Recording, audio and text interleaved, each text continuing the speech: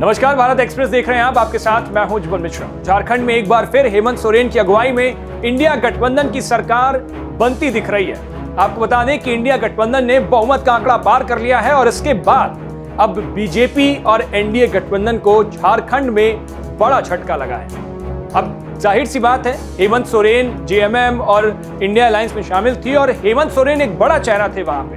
अब हेमंत सोरेन की इस जीत ने उनकी राजनीतिक कद को और ऊंचा कर दिया है। अब ऐसे में आइए समझते हैं कि झारखंड में इंडिया गठबंधन की इस बढ़त के पीछे के वजह क्या है। वो 5 वजह आपको बताएंगे जिनकी वजह से इंडिया गठबंधन की बम्पर जीत झारखंड में हुई है। पहला, आदिवासी वोट पर मजबूत पकड़। जी हां, हेमंत सोरेन के झारखंड चुनाव के वो 5 दांव जिस पर एनडीए पस्त हुई है। झारखंड में आदिवासी आबादी 26% से ज्यादा है और कई सीटों पर यह 40% तक पहुंचती है।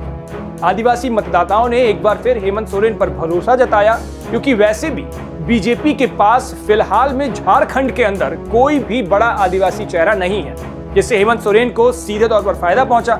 वहीं चंपई सोरेन और सीता सोरेन का बीजेपी में शामिल होना यह आदिवासियों को पसंद नहीं आया और मैसेज भी गलत गया।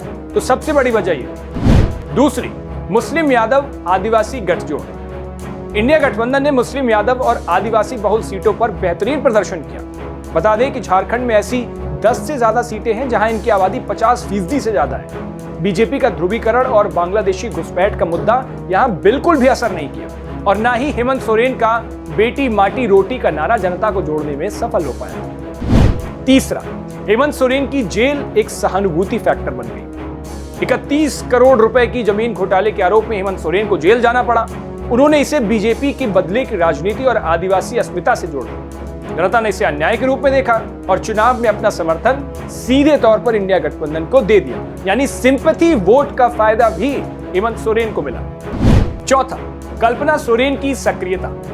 हेमंत सोरेन की गैर मौजूदगी में उनकी पत्नी कल्पना सोरेन ने पूरा मोर्चा संभाल रखा। उन्होंने जमीनी स्तर पर पार्टी को संगठित किया और गांव-गांव जाकर उन्होंने जनता से संवाद किया और पार्टी की स्थिति को मजबूत किया। पांचवा और सबसे बड़ा फायदा, मैया योजना का असर। बता दें कि हेमंत सोरेन सरकार की मैया योजना महिलाओं के बीच बड़ी हिट साबित हुई।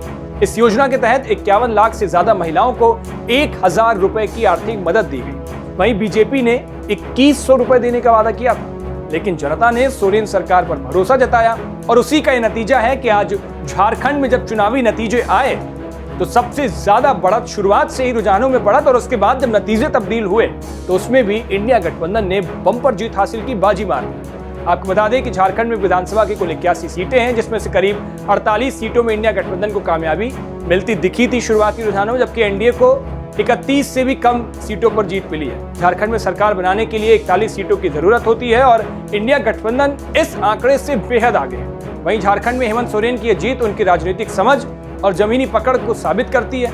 आपको क्या लगता है, क्या इंडिया अलायंस की जो जीत हुई है झारखंड के अंदर उस पर और भी कोई बड़ा फैक्टर है? तो अपनी राय हमें कमेंट बॉक्स में जरूर बताइएगा।